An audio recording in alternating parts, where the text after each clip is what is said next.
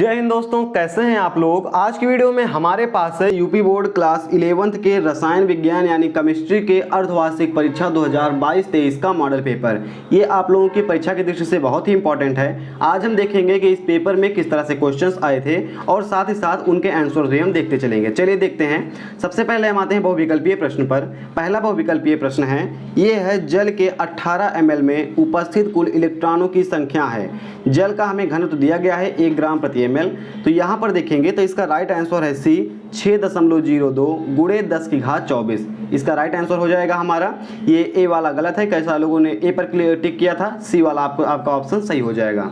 दूसरा हम देखते हैं। दूसरा क्वेश्चन है XeO3 तथा XeO4 में आणविकता की आकृति क्रमशः है। ठीक है, XeO3 तथा XeO4 की आणविकता आकृति कैसी है, तो XeO3 की पिरामिडी है और XeOF4 की वर्गाकार पिरामिडी है। तो इसका बी ऑप्शन आपका सही हो जाएगा, पिरामिडी तथा वर्गाकार पिरामिडी।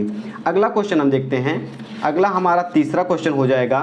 तीसरा क्वेश्चन क्या है कि चुंबकीय क्वांटम संख्या क्या बताती है। तो चुंबकीय क्वांटम संख्या कक्षकों का ऊर्जा स्तर बताती है या कक्षकों की दिशा बताती है। ठीक है, तो कक्षकों का ऊर्जा स्तर है, डी ऑप्शन आपका सही हो जाएगा। अगला क्वेश्चन है, निम्नलिखित में से क्या है, निम्नलिखित में से कौन सा क्वांटम संख्याओं का सेट असंभव है।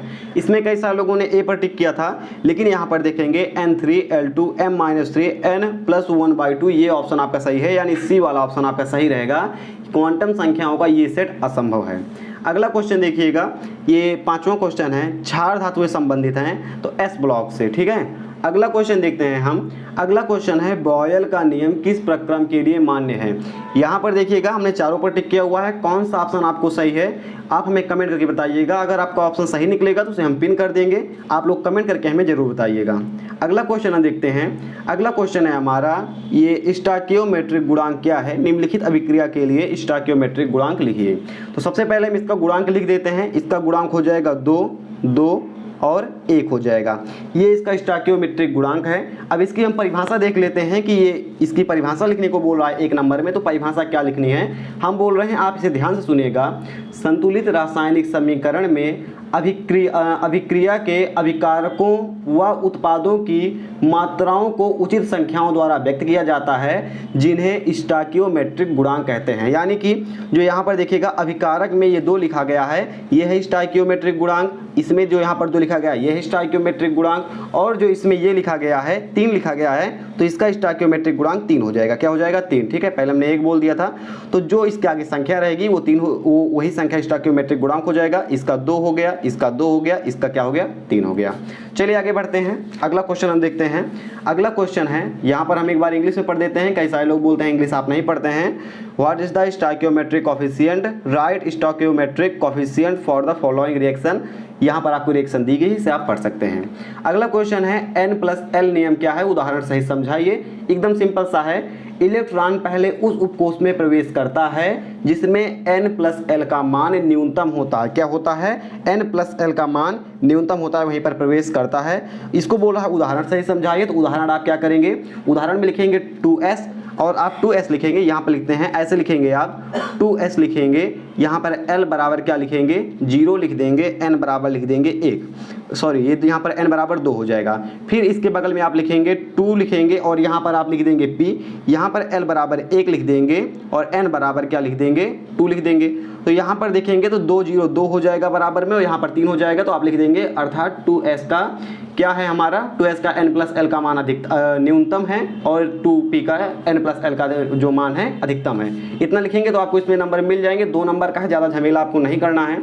अगला क्वेश्चन है, Cl के अंतिम इलेक्ट्रॉनों के लिए चारों क्वांटम संख्याओं के नाम लिखिए। एकदम सिंपल सा है, क्वांटम संख्याओं के नाम क्या हैं अगर आप लिखना चाहेंगे तो हम यहाँ पर बोल देते हैं, आप नोट कर लीजिएगा कहीं पर। N बराबर 3, L बराबर 1, M बराबर 1, S बराबर -1/2, ये होगा आपका सही आंसर। अगला क्वेश्चन हम देखते हैं। 3.32 पर 5 इतना है आयन घेरने वाले 4 मोल के ताप की गणना कीजिए। इसमें आपको क्या बताना था, इसमें आपको T बताना था ताप कितना होगा। तो T के लिए हमने समीकरण बनाया है, इसको आप सॉल्व कर लीजिएगा। समीकरण क्या है इधर लिख देते हैं, यहाँ पर आप देखिएगा ये है हमारा समीकरण 3.32 × 5 और इंटू में 10⁻³ है, और बटे में क्या है हमारा 4×0.083 है। इसको आप सॉल्व कर लेंगे, जो आपका आंसर आएगा वो आपका आंसर हो जाएगा। अगला क्वेश्चन हम देखते हैं। अगला क्वेश्चन है हमारा यहाँ पर, ये है डेल्टा एच तथा डेल्टा ई में संबंध स्थापित कीजिए। एकदम सिंपल सा है।